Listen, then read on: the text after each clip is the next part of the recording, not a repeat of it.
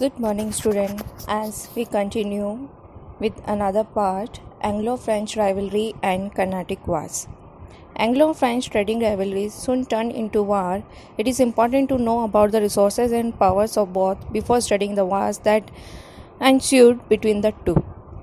जब Anglo-French rivalry start हुआ तो उसके स्टार्ट से पहले हमें ये जान लेना चाहिए कि दोनों के पास कितने रिसोर्सेज और पावर्स थी एक दूसरे से युद्ध करने के लिए. British East India Company was a private organization whereas French Company was under the control of the French government. British East India Company एक प्राइवेट ऑर्गेनाइजेशन थी. वहीं हम अगर देखें कि फ्रेंच कंपनी तो वो फ्रेंच गवर्नमेंट के अंडर में थी. East India Company was free to take decisions regarding its power and business, whereas the French company had to seek permission for all matters from the French government. British government अपना खुद decisions ले सकती थी, but French company को decisions लेने के लिए permission लेनी पड़ती थी. The officers and employees of the British company worked hard with devotion, but this was not the case with the French company. The British East India Company's dominance over the area was also wide. British East India Company का area भी हमारे India में ज़्यादा था. French company had only an important trading center in Pondicherry, where British company had several important trading centers. Under these conditions, British East India Company and the French company was busy in expanding both their influence and trade. अब दोनों ही company इस कोशिश में थी कि वो हमारे India में अपना बिजनेस ज़्यादा से ज़्यादा एक्सपांड कर सके. Both mainly concentrated on Western and Eastern India. Both had similar ends and consequently their rivalry finally ended in war. दोनों ने बहुत कोशिश करी एक दूसरे को नीचे डाउनफॉल करने के लिए, बट एंडली रिजल्ट यही हुआ कि दोनों के बीच में युद्ध हुआ. Now the next topic is the Carnatic war and there result. British East India company and French company were making efforts to gain benefits and expand their political influence. Both tried to surpass each other by purchasing Indian goods at the lowest price. Both wanted to have control over the markets, and to gain more facilities and more markets, they began to interfere in the internal affairs of the Indian states. दोनों की कोशिश थी कि वो अपना profit ज़्यादा से ज़्यादा कर सके, हमारे इंडियन गुड्स मतलब हमारे यहाँ के प्रोडक्ट्स को लोएस्ट प्राइस पे परचेज करके उससे ज़्यादा प्रॉफिट कमा सके, अपना कंट्रोल इंडियन मार्केट पे ज़्यादा जमा सके. And to gain more facilities and more markets, they began to interfere in the internal affairs of the Indian states. हमारे यहाँ के स्टेट्स के जितने भी इंटरनल अफेयर्स में थे उसमें इंटरफेयर करना उन्होंने स्टार्ट किया. बहुत dreamed of holding power in their hands for control over markets. दोनों की यही सपना था कि वो मार्केट्स अपने हाथों में ले लें. The headquarter of French company was in Pondicherry, while British company's main center was Port St. George Madras, which was not very far from Pondicherry. दोनों ही कंपनी के सेंटर एक दूसरे से ज़्यादा दूरी पर नहीं थे. Both company were ambitious and constant skirmishes took place to throw each other out of India. 3 wars known as Carnatic wars in the Indian history were fought between the two companies. दोनों ही बहुत ज़्यादा महत्वाकांक्षी थे और दोनों ही ये चाहते थे कि वो सामने वाली कंपनी को इस इंडिया से बाहर निकाल फेंके. दोनों के बीच में कर्नाटिक वार्स हुए, जिसमें first Carnatic war was fought between 1746 to 1748. Carnatic once under the control of Mughal empire. Carnatic जो एक जगह का नाम बता रहे हैं वो मुगल एम्पायर के कंट्रोल में था. had become independent, अब इंडिपेंडेंट हो चुका था. Arcot situated between Chennai and Pondicherry. Arcot place जो थी चेन्नई और पौंडीचेरी के बीच में आती and was the capital town of Carnatic. French and English were on opposite sides in the 1744 war of Austrian succession in Europe. दोनों एक दूसरे के अपोजिट्स में थे जब ऑस्ट्रियन वार हुआ था सक्सेशन के लिए. The war had telling effect on India too. अब इस वार का इफेक्ट हमारे इंडिया में भी आया क्योंकि दोनों ही कंपनी एक दूसरे के अगेंस्ट थी. French governor duplex lord Nawab Anwaruddin of Karnataka in his favour. French governor जो डुप्लेक्स थे उन्होंने कर्नाटक के नवाब को अपने फेवर में कर लिया. The French forces to control over the British fort in Madras. अब फ्रेंच ने किसके ऊपर कंट्रोल स्टार्ट किया? ब्रिटिश फोर्ट जो कि मद्रास में था. When the Nawab of Carnatic demanded the Madras fort, Dupleix refused to hand it over to Nawab. अब जब नवाब ने डुप्लेक्स से जो कि फ्रेंच गवर्नर थे उन्होंने उन्हें फेवर में लिया था, उनसे डिमांड किया कि वो मद्रास फोर्ट चाहते हैं तो उन्होंने ना कर दिया. This led both sides to war and Carnatic Nawab was defeated. दोनों के बीच में युद्ध हुआ और कर्नाटक के नवाब जो थे वो हार गए. In 1748 peace was restored between France and Britain in Europe. France और ब्रिटेन में जो वार हुआ था वहाँ पे शांति हो गई। Consequently peace was restored between the two companies in India also. और इसी तरह से हमारे इंडिया में भी दोनों कंपनी के बीच में शांति बन गई। The Madras fort was handed over to the English company although peace was restored between the two. The war gave birth to new things. अब अगेन वापस से वार के लिए न्यू थिंग्स का बर्थ होता जा रहा था। With the defeat of Carnatic Nawab supremacy of European system of war was establish. The European companies came to know that with the further increase in internal interference in the politics of Indian states politics, supremacy too could be established further. अब French company को ये पता चल चुका था कि हमारे यहाँ की इंडियन पॉलिटिक्स में अगर वो इंटरफेयर करेंगे तो यहाँ पे जल्दी पावर होल्ड कर सकते हैं। This war also sharpened mutual rivalries and ill will between the two company. उसी तरह से इन दोनों कंपनी के बीच में वापिस से मतभेद चालू होने लगे। Now the second Carnatic War, which was fought between 1748 to 1754. A battle between British East India Company and French Company was fought over the question of succession to the throne of Hyderabad and Carnatic. अब दोनों ही company के बीच में इस चीज़ को युद्ध होने लगा कि हैदराबाद और कर्नाटक के राजगद्दी पर कौन बैठेगा। फ्रेंच कंपनी ने डिक्लेयर किया कि मुजफ्फर जंग जो है वो रूलर होंगे हैदराबाद के एंड चांद साहेब होंगे कर्नाटक के। Whereas British company wanted was supporting Muhammad Ali in Carnatic and Nasir Jung in Hyderabad. Ultimately the war broke out. दोनों के ही डिफरेंट पर्सन्स थे जो उनको राजगद्दी पे बिठाना चाहते थे, थ्रोन पे बिठाना चाहते थे और इसी कारण दोनों के बीच में युद्ध स्टार्ट हुआ। नासिर जंग was defeated and killed in the war. Nasir जंग ने युद्ध किया और वो उसमें मारे गए। मुजफ्फर जंग gave a sum of 50,000 pound and Jagir worth rupees 10,000 a year to French company for their help in the war. Under Robert Clive, a young clerk in the company, British were besieged a court. Chand Sahib was killed in war and the whole Carnatic came under the control of British company. अब इसी तरह से जब चांद साहिब को मारा गया युद्ध में तो कर्नाटक जो था वो पूरी तरह से किसके कंट्रोल में चला गया? ब्रिटिश कंपनी के। Thus, English company established supremacy in Carnatic and French maintained their army in Hyderabad. English company की जीत कर्नाटक में हुई और फ्रेंच कंपनी की जीत हैदराबाद में हुई। In the name of protecting the Nizam, and for this the Nizam allowed them to collect revenues. This new method of exercising control, that is by making Indian royalty pay to maintain the foreign army, came into practice. इस तरह दोनों ही company अपनी private army को support करने लगी। Britishers की army अलग, French की आर्मी अलग, और उसके लिए हमारे यहाँ की जितने भी रूलर्स थे उन्हें सपोर्ट करने लगे और वो इस तरह से फॉरेन आर्मी को मेंटेन करने लगे। Now the next war is the third Carnatic war which is fought between 1756 to 1763. The final phase of the Anglo-French conflict started when the 7-year war broke out in Europe. In the War of Vendy Wash in 1760, French was defeated.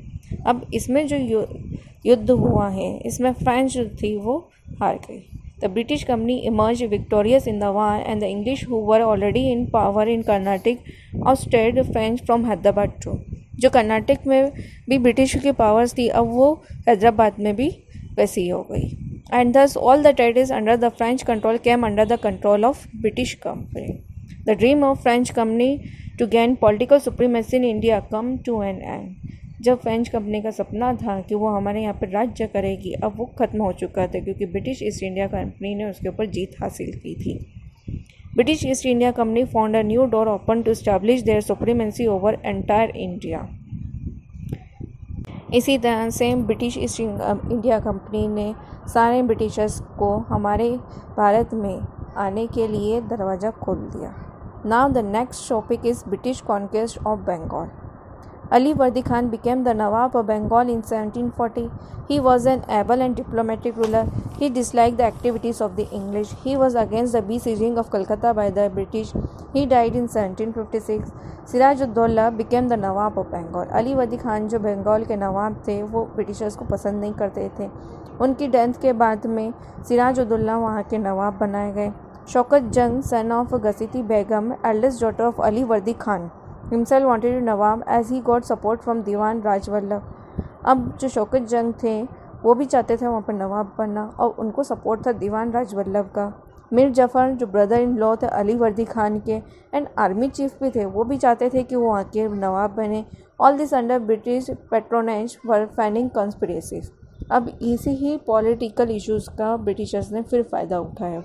Nawab Sirajuddaula was annoyed due to the fortification of Calcutta by the British.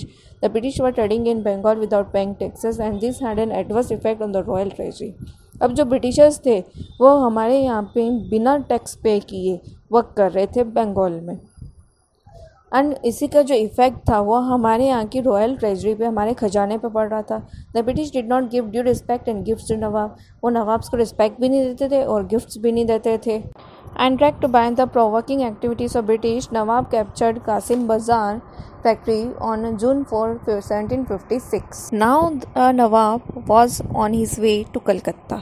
Governor Drake left Calcutta with traders, women and children, and Nawab took control of Calcutta on 22nd June 1756. Treaty of Alinagar. After the fall of Calcutta, Robert Clive led an army to Bengal. Clive, in a small war in 1757, reconquered Calcutta and the Nawab was defeated in the war and the British compelled the Nawab to concede to their demands.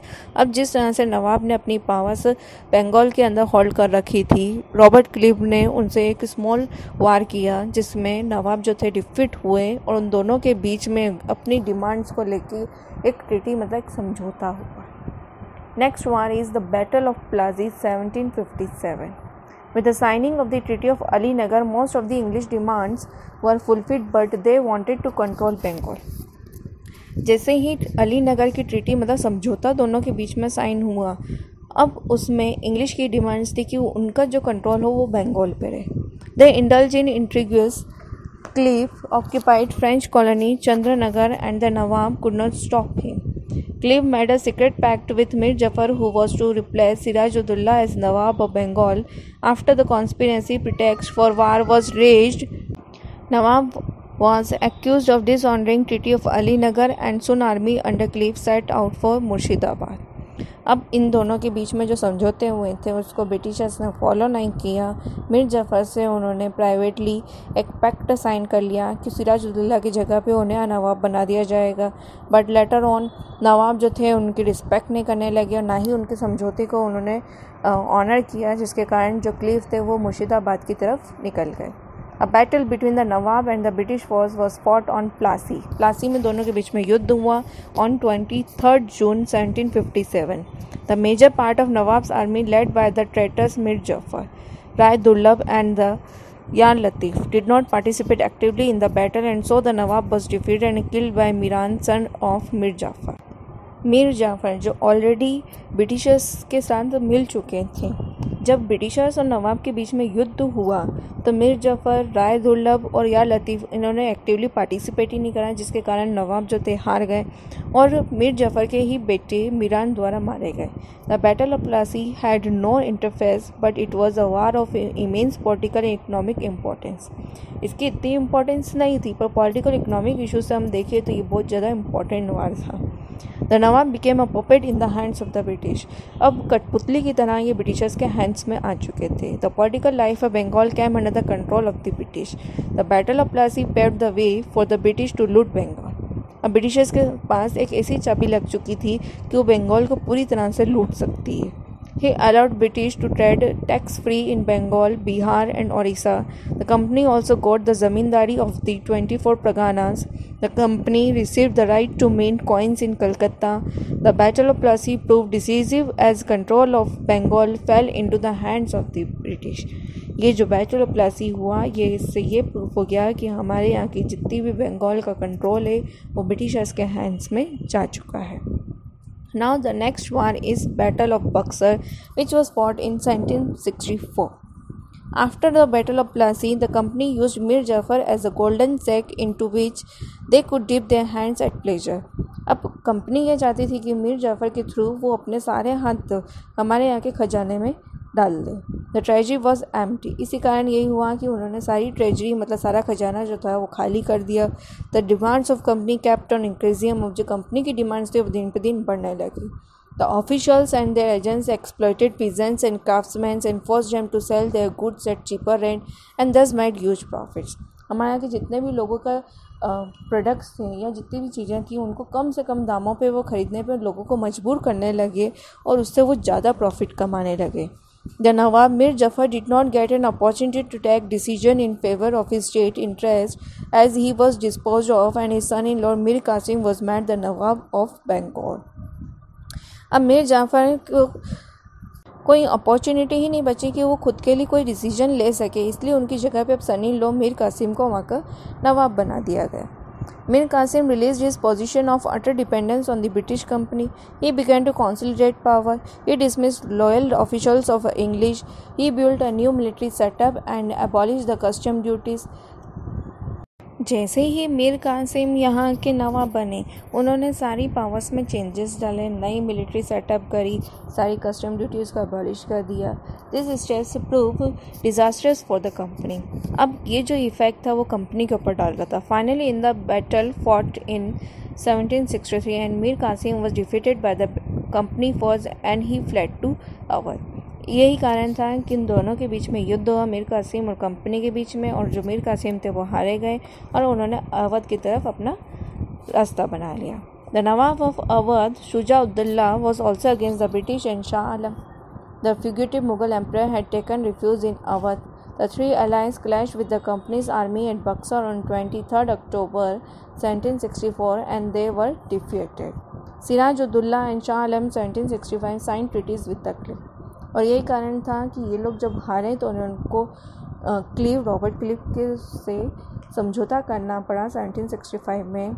And the main important points between this treaty was treaty with the Nawab of Allahabad, the Treaty of Allahabad, that English signed a treaty with the Nawab of Awadh at Allahabad in August 1765. इस treaty के अंदर उन्होंने बहुत सारे समझौते करें, जैसे first the English were to get ₹50 lakh as compensation for war and Awadh was to be returned to the Nawab. English को उन्हें मतलब ब्रिटिशर्स को 50 लाख उनको कंपनसेशन के रूप में देना पड़ेगा कि उन्होंने युद्ध लड़ा है, एंड अवध को वापस से रिटर्न करना पड़ेगा नवाब को. Nawab of Awadh considered Allahabad, Kara and adjoining areas to Mughal emperor Shah Alam. अब नवाब ऑफ अवध के उसमें अंडर में इलाहाबाद, कारा और सारे जितने भी एरियाज है वो मुगल एम्परर शाह आलम के उसमें आएंगे. Third, the British were have to complete control over Chunar fort. Fourth, the British were to have the right to tax-free trade in the territory of Awadh. ये सारे जो थे उन लोगों के बीच में समझौते हुए. Now treaty with Mughal emperor Shah Alam. Shah Alam से भी उन्होंने कुछ समझौते करें, जैसे कि first, Kara, Allahabad and adjoining areas were taken from Nawab Awadh and handed over to Mughal emperor. Second, the company agreed to pay ₹26 lakhs every year to the Mughal emperor. Third, from Shah Alam, the Mughal emperor, the company secured the Diwani right to collect revenue of Bengal, Bihar and Orissa. Thus, the Mughal emperor became a virtual prisoner of English company. इतने समझौते करने के बाद English company के वो एक कैदी ही बन के रह गए. The alliance with Awadh quelled company's fear from Marathas' attack. In the meantime, Mir Jafar had again been made Nawab of Bengal. और इसी तरह से जब आपस में उनके युद्ध होते रहे तो मीर जफ़र वापस से वहाँ के नवाब बना दिए गए. After this, in next topic, expansion of east India company in India. किस तरह से ईस्ट इंडिया कंपनी का हमारे इंडिया में एक्सपांशन हुआ. After establishing their sovereignty over Bengal, the British turn their attention towards the south. अब उनका ध्यान किस तरफ जाना लगा? साउथ की तरफ. There were 3 major powers in the south, the Marathas, the Nizam of Hyderabad and Hyder Ali and Mysore. It became imperative for the British to keep these powers divided and win the Nizam to their side. The ruler of Mysore, Bariyar, had become weak. Hyder Ali was the commander-in-chief of the Mysore army. He was a brilliant general and he assumed the throne and established his authority over Mysore. The British were worried about the increasing power of Hyder Ali. 4 wars were fought for supremacy between the British and Mysore state between 1767 to 1799. The first war was fought during the reign of Warren Hastings. Hyder Ali won the war and forced British to sign a treaty. अब हैदर अली उस वार में जीत गया and उन्होंने Britishers को मजबूर किया कि वो उनके साथ समझौता करें. By this treaty both the sides return the prisoners of war and conquered territories and promise to help each other when attacked by a third party. दोनों के बीच में प्रॉमिस हुआ कि अगर कोई थर्ड पार्टी उन पर अटैक करती है तो वो एक दूसरे को हेल्प करेंगे. But the British did not keep their side of the pact. Hyder Ali ने तो अपना प्रॉमिस फुलफिल किया है पर ब्रिटिशर्स ने नहीं किया है. This resulted in the second English Mysore war in which the French company help Hyder Ali. Again उन दोनों के बीच में युद्ध हुआ जिसमें इंग्लिश मैसूर वार उनका हुआ जिसमें फ्रेंच कंपनी ने मैसूर को सपोर्ट किया. After Hyder Ali's death his son Tipu Sultan carried on the war. Ultimately a peace treaty was signed between the British and the Tipu Sultan. Tipu disliked the British and he trained his army in the European style to expel the English from India. Having known the intention of Tipu Sultan, the British declared the Third Anglo-Mysore War.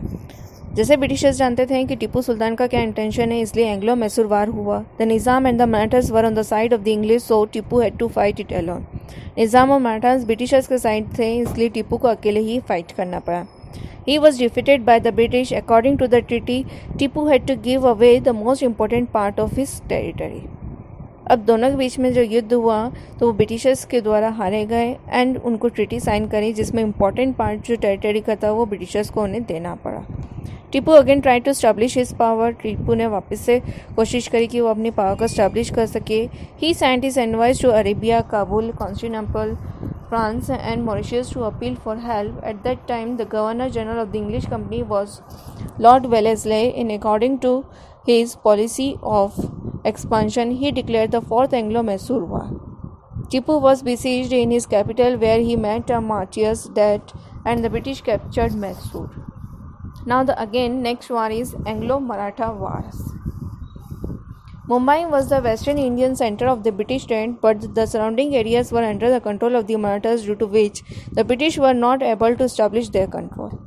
After Mysore, the Marathas were the only power left to challenge the British authority.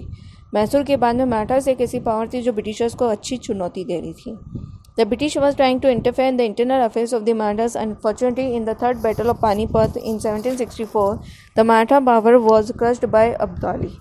After that of the able Maratha ruler Madhav Rao Raghunath Rao, the uncle of the minor rulers, staked his claim for the throne. Nana Fadnavis and other Maratha Sardars, the Bhonsle, Gaikwad, Scindia and the Holkars did not support him. Raghunath Rao entered into a treaty with the British and got their support. In this way, the British got a chance to interfere the internal affairs of the Marathas. जो मराठास के power के बीच में interfere Britishers नहीं कर पा रहे थे, पर जैसे ही वहाँ के इम्पोर्टेंट रूलर मदर और रघुनाथ और उनकी डेथ के बाद में ब्रिटिशर्स को एक चांस मिल गया था कि अब वो उनके इंटरनल अफेयर्स में इंटरफेयर कर सकते हैं. इन 1775 the first Anglo Maratha war was fought. These wars remain indecisive as all the Maratha powers fought unitedly and for nearly 20 years peace was maintained. Maratha सारी पावर एक साथ होकर लड़ी जिसके कारण 20 साल तक शांति मेंटेन हो गई. Now the second Anglo-Maratha War, which was fought during the reign of Lord Wellesley, when the contemporary Maratha ruler Baji Rao Peshwa II had already signed a pact with the British. In order to acquire the help of the British, he had accepted all the terms of the treaty. The powerful Maratha chiefs, the Bhonsle and Scindia, declared war against the British in 1803 to maintain their independence. Both of them were defeated and were left with no other alternative but to enter into separate treaties with the British. In the beginning, the Holkar remained aloof, but soon they also fought against the British to maintain their independence. The ruler of Bharatpur, Rajasthan, helped him. Although the British forces were able to defeat the Holkars, they were unable to defeat Bharatpur and ultimately signed a pact with the ruler of Bharatpur. इसी तरह से होलकर, भरतपुर, इन सब के बीच में मराठा से या Britishers के से जो भी फाइट्स हुए हैं उसमें ब्रिटिशर्स की पावर्स इंक्रीज होती गई और वो सबके साथ पैक्ट साइन करते गए. Now the next one is the third and the last Anglo-Maratha War, which was fought during the reign of the Lord Hastings, 1817 to 1818. The Peshwas had already signed a subsidiary alliance with the British, but in 1870 the British resident started putting pressure on the Peshwas to sign a new subsidiary alliance. Already एक दूसरे से sign कर चुके थे, समझौते कर चुके थे, पर वो प्रेशर डाल रहे थे कि एक नया समझौता किया जा सके and to relinquish his position as the leader of the Maratha federation. और वो ये चाहते थे कि वो ब्रिटिशर्स हमारी भी एक अलग पोजीशन हो, हमारी एक अलग पावर हो. Peshwa Bajirao second angered by the continuous interference by the British declared war on them. Peshwa Bajirao second को इसी चीज़ को लेकर बहुत गुस्सा आया एंड उनने जो ब्रिटिशर का इंटरफेरेंस था वो उन्हें पसंद नहीं था, इसलिए उन्होंने वार स्टार्ट कर दिया. The Bhonsle and Holkar was also declare war against the British. इस तरह से भोसले और होलकर ने भी वार स्टार्ट कर दिया. The British defeated the Holkars, Bhonsle and the Peshwas in separate wars. A portion of the Peshwa's territory was given to the descendants of Shivaji at Satara and the rest was acceded to the British Empire. The other Maratha chiefs, Bhosle, Holkar, Scindia and Gaikwad, were brought under the suzerainty of the British. Thus, after defeating the Marathas, the British became a paramount power in India. इसी तरह से मराठास को हराकर Britishers के पास बहुत ही ज़्यादा ताकत हमारे इंडिया में आ चुकी थी. Lord Wellesley was appointed by the Governor General. Lord Wellesley was appointed as the Governor General of India in 1798 and he started consolidating the British Empire in India. He decided to bring as many Indian states as possible under British rule. उन्होंने ये decide कर लिया था कि जितने भी हमारे Indian states हैं वो मैक्सिममली ब्रिटिश रूल के अंडर में रहें. He began to align Indian states with company by war and treaty. He brought Mysore and Marathas under company control by waging war. By his subsidiary alliance, Lord Wellesley brought several states under control of the company. The following were the silent features of the subsidiary alliance were: under the subsidiary alliance system, the ruler of the Indian state was compelled to accept the permanent stationing of a British force within his territory. The ruler had to pay a fixed amount for maintenance of force or to provide territory of the state to the company. The Indian ruler had to keep at his court a British officer who could observe the working of a state. This system was established to provide security to Indian states, but in fact it was a violation of their freedom. This was a way as one who agreed to this alliance, its fate was sealed permanently in British law. एक तरह से हम कहते हैं ना, मकड़ी का जैसे जाला होता है, अगर उसमें कोई एक बार अटक जाए तो उससे बाहर नहीं निकल पाते हैं. तो उसी तरह से ब्रिटिशर्स के पावर्स के बीच में या जो भी उनसे समझौते करते हैं वो उसी के बीच में फंस के रह जाते हैं. Hyderabad and Awadh were prominent Indian states who considered to subsidiary alliance. Peshwa in 1803 and Scindia and Bhosle considered subsidiary alliance later. Now expansions under Lord Hastings.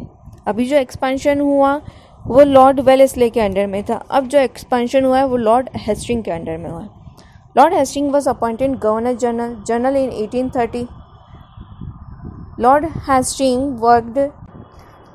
Hastings waged a war against Nepal and forced to sign Sugauli Treaty. By reducing Marathas to non-entity, he disbanded the Maratha Federation. Lord Dalhousie's doctrine of lapse. Lord Dalhousie followed the policy of annexing Indian states under company rule. He banned the age-old traditions of adoption of hire by Indian coals. Lord Dalhousie ने नई policy का invention हमारे यहाँ किया, जिसमें यह था कि हमारे यहाँ पे जो पुराना सिस्टम हुआ करता था कि जैसे पिता के बाद में उसके बेटे या सन इन लॉ या किसी को भी राजगद्दी दे देती थी, वो ये सारा रूल बंद करना चाहते थे. When the ruler died without a natural heir, अगर रूलर मरता है और उसका कोई बाद में सपोर्टिव नहीं है तो state was annex to British dominance, वो स्टेट पर ब्रिटिशर्स राज करेंगे. Many states including Jhansi, Nagpur and Satara were annexed under this doctrine. In 1856, Nawab of Awadh was accused of misgoverning his state and thus it was annexed to British rule. Almost entire Indian states since 1757 to 1857 had come under British rule. The administrative policies of the company spread discontent among Indian states and therefore the Great Freedom Struggle of 1857 broke out. इसके बाद ही हमारे यहाँ पे सबसे बड़ा struggle 1857 का start हुआ. Causes of British success. अब ब्रिटिशर्स को जो हमारे यहाँ पे सक्सेस मिली उसके क्या कारण थे? After the success in Carnatic wars, the British emerged as leaders in trade and battle of Plassey and Buxar provided political power to the British company. पहले तो कर्नाटिक वार से उन्हें ट्रेडिंग करने की पावर मिली, उसके बाद में जब प्लासी और बक्सर का बैटल हुआ उसमें उनको पॉलिटिकल पावर्स मिल गई. But what were the causes which in a short Spain made British the fat makers of India. बहुत ही कम समय पर वो यहाँ के राजा बन चुके थे। British company not only removed French, Portuguese and Dutch from the contention of traders but also paved way to secure political reign of India in the hands. उन्होंने सारी कंपनीज को बाहर तो निकाला ही, साथ में हमारे यहाँ के जो मेन रूलर्स थे उनको भी अपने कंट्रोल में किया। After success in the Battle of Plassey and Buxar, they made the Nawabs of Bengal, Bihar, Orissa and Awadh and Mughal Emperor Shah Alam virtual prisoners. जितने रूलर्स थे उन्होंने अपने कैदी बना के रख दिए। The social and political conditions of India were also instrumental in the success of the British Company. A phase of political disintegration began in India after the death of Aurangzeb. जब औरंगजेब की डेथ हुई तो उसके बाद में Mughal emperor भी जो जितने भी थे वो सारे डिमिनिश होते गए। हमारे यहाँ की जितनी मुग़ल पावर थी वो कम होती गई, जिसका मेन सपोर्टिव जो था वो ब्रिटिशर्स के पास गया कि वो यहाँ पे पावर ले सकते हैं और कंट्रोल कर सकते हैं। Many small states with lesser military powers were established in India. The rulers of these states were haughty and indulged in luxury. They lacked sense of national spirit. Their forces were big, misguided and indisciplined. The prominent armed force of India, Afghans, Sikhs, Royals, Jats, Rajputs and others were against each other. हमारे यहाँ की जितनी भी unity थी अब वो unity न रह के सब एक दूसरे के खिलाफ हो गए थे, जिसका सीधे से फ़ायदा कौन उठा रहे थे? Britishers. The Mughal emperor were powerless, lacking wealth, weak and resourceless. अब मुग़ल एम्परर्स जो जितने थे उनको जो आदत थी कि लग्जरी लाइफ जिए, ऐशोआराम में वो जिए, अब उनके पास ना तो वेल्थ थी, कमज़ोर होते गए, और ना ही रिसोर्स थे, जिसके कारण उन्होंने ब्रिटिशर्स को सपोर्ट करना स्टार्ट किया। And the British company encash this weakness to pay for its success. और ब्रिटिशर्स ने इस चीज़ को पूरी तरह से फ़ायदा उठाया। British took full advantage of internal rivalries and political apathy of the Indian kings and nawabs. Britishers ने इस चीज़ का पूरा फ़ायदा उठाया है कि जो भी इंडियन किंग्स और नवाब्स के बीच में लड़ाइयाँ चल रही है उससे ही वो यहाँ पे पावर ले सकते हैं। They held one state financially and military to weaken others and later established supremacy on both. The policy of divide and rule proved to be a boon for the British company. The reason of success of the British army was their light and small arms and trained forces. अब एक ये भी था कि जो British army की जितने भी पावर्स थी उनके पास के रिसोर्सेज थी या जितने भी हम कह सकते हैं हथियार थे वो क्या थे? लाइट थे, स्मॉल थे और जिसे वो इजीली यूज़ कर सकते थे और साथ ही उनको यूज़ करने के लिए उनके पास अच्छी ट्रेनिंग भी थी। The English also had cannons which held a lot in their success. The political anarchy, the disintegration and weak center were few causes in India in the 18th century that met British company to capitalize on. Much was expected from the Maratha in uncertain political scenario, but they failed to fulfill expectation due to their internal hostilities. The cause of success of the British was not their ability. Britishers की जो हमारे देश में जीत थी वो उनकी ability नहीं थी। हालांकि हमारे यहाँ की जो पॉलिटिकल की जो भी पॉलिटिक्स थी उसकी वीकनेस के कारण ही उन्होंने यहाँ पे जीत हासिल की। हमारे यहाँ के इंडियन रूलर्स जो थे उनके सपोर्ट में चले गए थे ब्रिटिशर्स के, जिसके कारण ही ब्रिटिशर्स ने यहाँ पे अपना कंट्रोल जमाया है। Now this was the lesson first of history completed.